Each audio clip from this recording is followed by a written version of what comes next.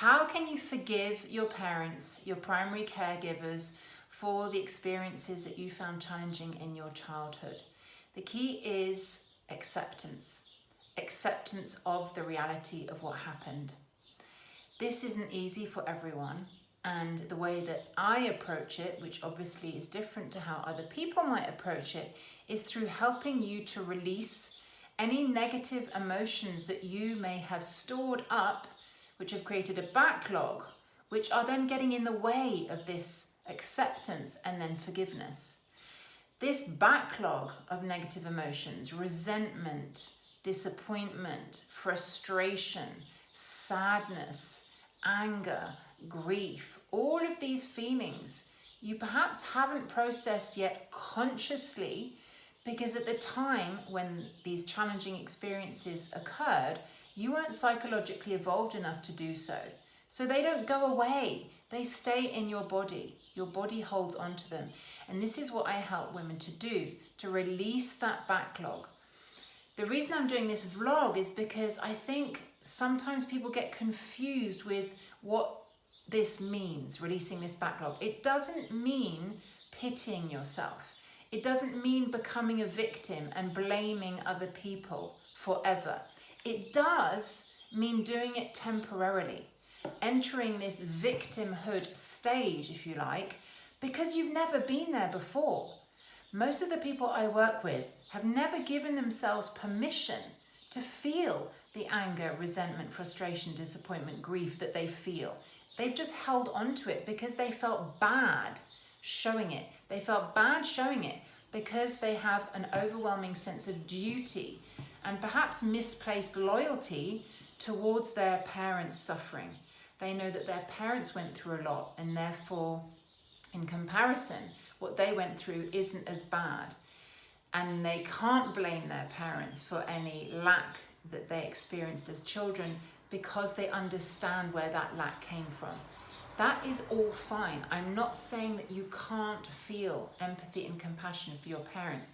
Empathy and compassion are always the end goal, at least acceptance of who your parents are, warts and all. But that doesn't mean that you can't also acknowledge your own suffering. Your own suffering is only going to go and heal and be processed and integrated if you validate it, if you accept it as true, as your experience of your past. And that can only come by being the victim, by indulging all of those negative feelings, because how else can it be validated? So it's really important to know that this stage of validation may feel like you are pitying yourself. It may feel like you are being a victim, being self-indulgent. But these labels are only there because you were told that feeling your own feelings was self-indulgent, that feeling your own feelings was maybe arrogant or pitying, self-pitying. These are labels that have been given to you. Validating our own feelings is never about pity. It's never about not having any sense of hope or hope about changing or empowerment. It's a stage during which we validate our experiences. We say, this was our truth. I felt this when I was a child. I was hurt in this way. I didn't receive what I needed in this way. And this is so important because you are giving yourself permission to reclaim the feelings that you weren't allowed to feel before. It's not about saying that your parents were bad or wrong. It's about seeing that they weren't able to give you what you needed and validating that so that you can move on. It's a means to an end. And I really want to emphasize that it's not about hating your parents. It's not about being a victim. It's about temporarily reclaiming your power by reclaiming your truth. Really important distinction.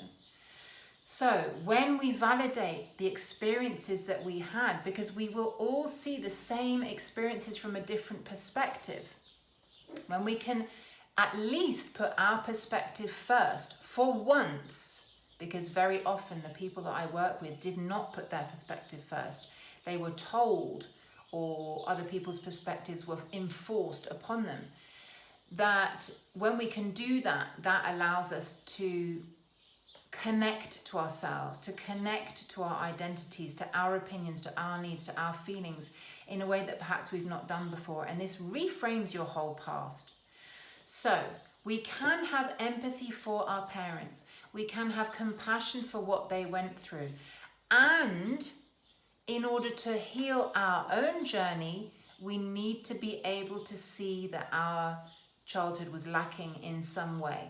Not permanently, not in a victim space, but temporarily.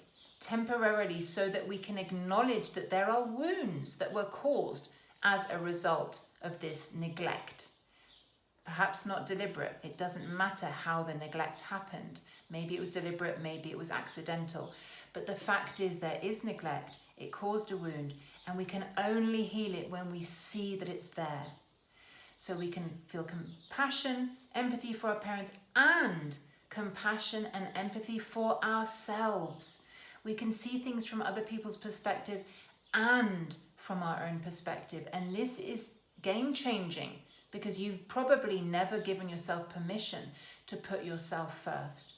So that's how we heal. Being able to hold different perspectives, being able to hold compassion for different people, and more than anything, acknowledging that we are worthy of the compassion, loyalty, and empathy that we have for other people, that we matter as much as they do.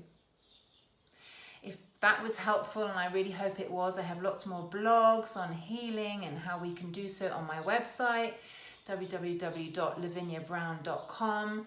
And please come over and follow me on Instagram if you don't already. Lots of daily tools and tips on managing our past and how it affects our present and future. And that's at Lavinia Brown Coaching. Lots of love.